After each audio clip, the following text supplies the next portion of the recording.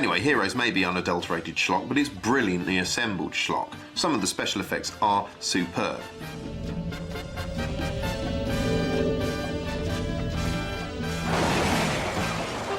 The only trouble is they're ripping through all the different powers so quickly, by the time they get to season 3, they're going to have to introduce a bloke whose special power is that he can make really nice paella. And who's going to watch that? With all public trust in TV utterly shat through a bin bag, does anyone believe anything they see on screen anymore?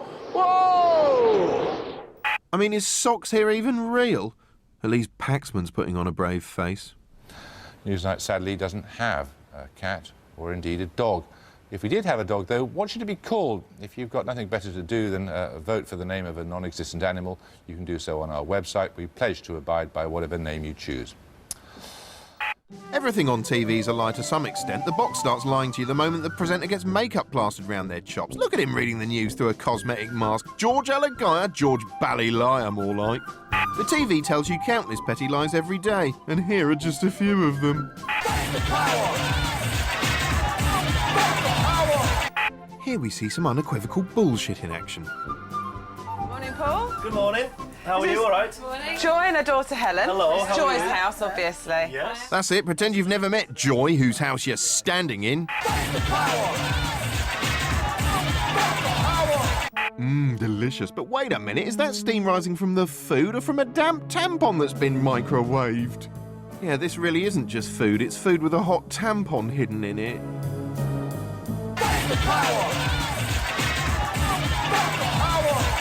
Sometimes a show will be forced into deception by a combination of bad luck and lack of money. At least that was our excuse. Last year we did a US TV special which involved us flying to LA to shoot a load of fancy links, but when we got back we discovered a glitch on some of the tapes, which was a problem because we couldn't afford to go out there and do it again. So we shot a load of replacement links in an American-looking bar in central London. All right, you big American and also made it look like I was reviewing shows in an LA hotel room, although actually I was here in a hotel in Shepherd's Bush.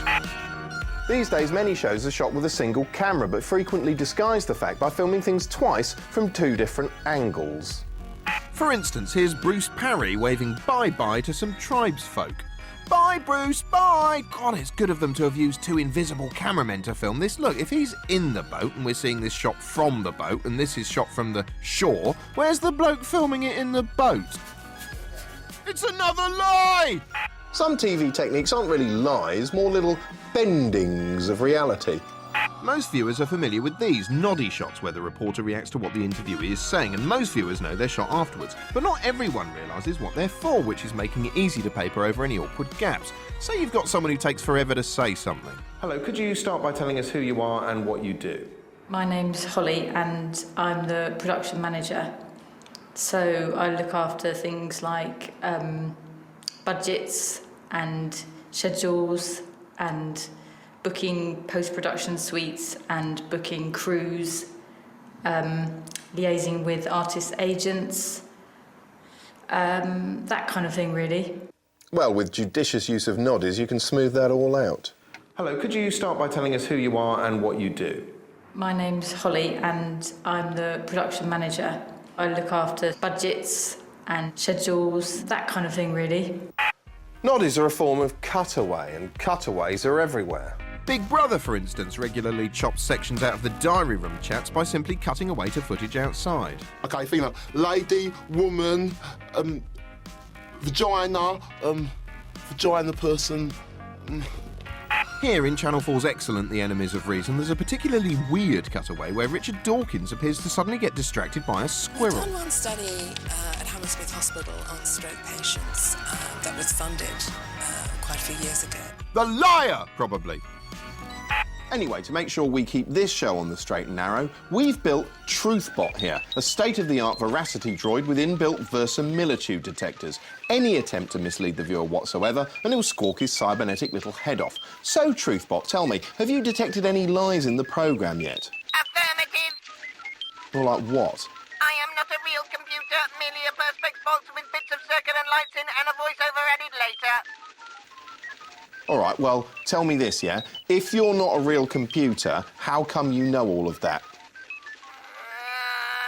Does not compute, does not compute, does not compute, does not compute, it's overload!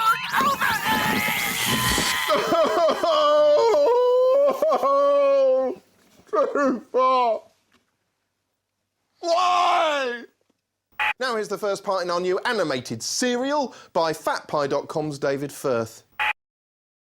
Congratulations! You've just bought the year 2008. Just sign here, and here's your keyring, and here's your greatest hits album. Many thank you. May the month of happiness shine upon your people. Magic, cheers then. Basically, anything you do, Make, say, or think within the year 2008 is officially the property of the establishment. I thought Will Smith already owned the whole millennium. Excuse me, Millennium. No, he just bought first year of it. I shan't stand for this. I shall leave the bloody year. So Lenny left the year, but found nothing but old CDs and wasted electricity. Well, I found a loophole in the law. Hold please. Will Smith's just bought the loophole. Will hole? Sounds a bit gay. The world is drowning in liquid injustice. But the binary core is at the center of the sun. You'll burn to death. Not likely. You're too late, cyber meathead. Prepare for battle. Oh, Cybermetal, you're so aggressive. Cannot compute. I am not aware of this emotion. You have so much to learn about the world. We must take you to Eureka. But how can all the mysteries of the world be captured in one small building in Halifax, England?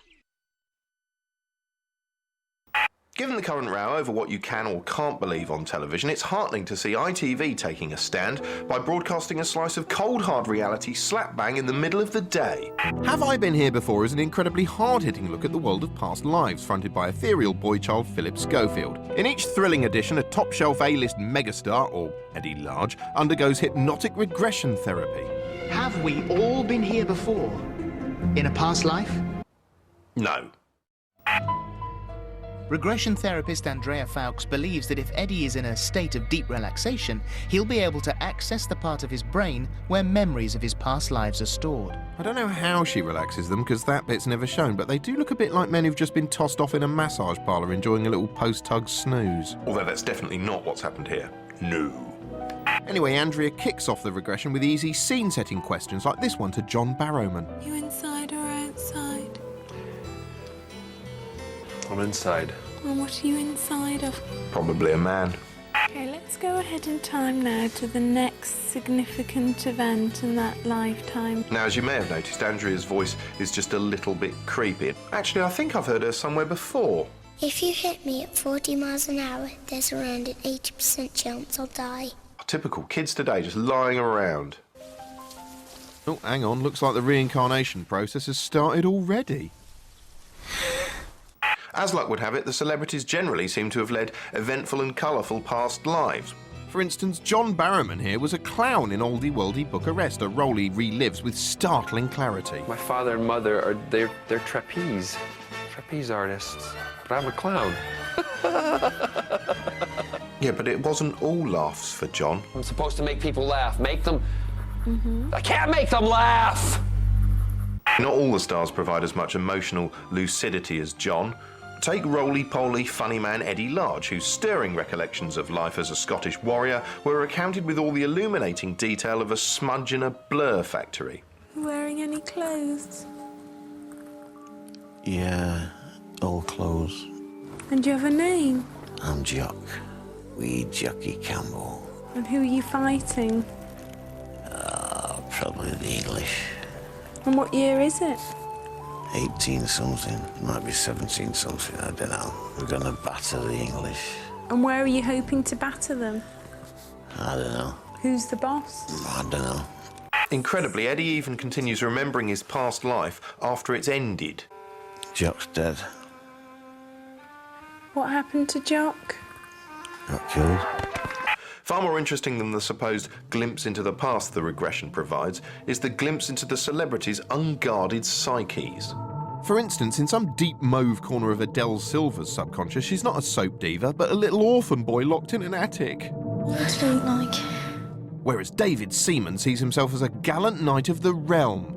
Best of all, Who Wants to Be a Millionaire cough-cheeked Charles Ingram is actually a beautiful Roman woman. And what colour's your toga?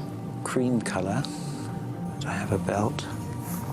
Pretty belt. Oh, don't stop, Charles. Oh. What can I say? I don't feel in touch with my feminine side at all, so Once the regression's over, on comes historian Jules Hudson, wearing 10,000 layers of clothing to investigate whether the stream of psychobabble horseshit has any historical merit whatsoever. Of course, the poor sod has so little to go on, his job is a bit like trying to build a cathedral out of peas. Eddie's regression certainly has given us a fascinating insight into a very colourful period.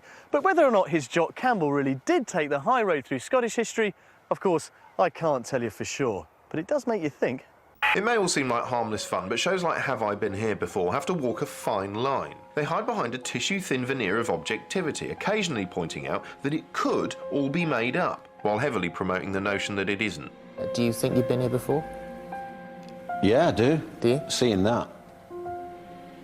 Now here's TV legend Nicholas Parsons.